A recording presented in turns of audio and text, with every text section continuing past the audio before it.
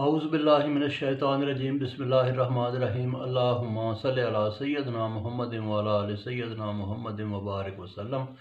اچھا جی، قرآن مجید پارہ نمبر 7 کا خلاصہ۔ پارہ نمبر 7 میں کل 19 رکوع ہیں۔ اس میں پہلے رکوع میں ذکر ہے کہ جب ایمان والے قرآن سنتے ہیں تو ان کے اوپر رکعت طاری ہوتی ہے، ایمان میں اضافہ ہوتا ہے۔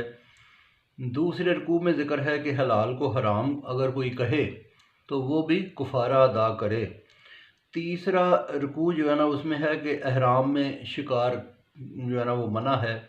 وہ پہلے بھی بات ہوئی تھی کہ مچھلی کا شکار صرف کر سکتے، باقی شکار نہیں کر سکتے احرام میں۔ چوتھے رکوع میں ذکر ہے زیادہ سوال نہ کرو۔ اسی میں ذکر ہے کہ وصیت اگر کرو، جب بھی کوئی مرنے والا وصیت کرنے لگے تو اس میں لازمی ہے کہ گواہ بنا لے۔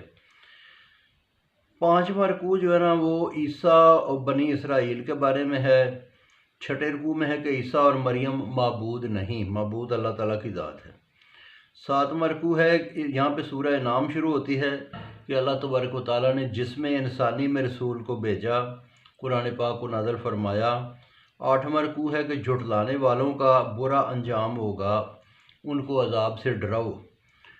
نوواں رکوع یہ ہے کہ اگر کوئی نبیوں کی تعلیم کو جھٹلائے تو خرابی پیدا ہوتی ہے اور عذاب آتا ہے اللہ کی طرف سے۔ 11ویں رکوع میں بیان ہے قیامت کا بیان ہے۔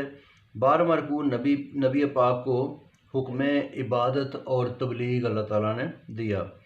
13واں رکوع ہے موت کا بیان، اور اسی میں ہے کہ اگر سارے لوگ بھی مل کے کوشش کر لیں تو مرنے والے کو بچا نہیں سکتے۔ 14واں رکوع ہے حضرت ابراہیم کی تبلیغ۔ 15واں رکوع ہے کہ انبیاء کے دلائل کے جو اللہ تعالیٰ کے نبی تھے وہ دلیلوں سے سمجھاتے تھے۔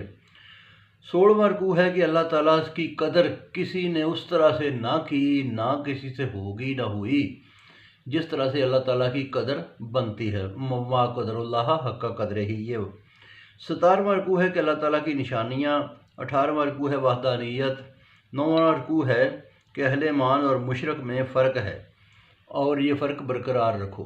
تو بہت شکریہ جی، باقی پھر سناؤں گا۔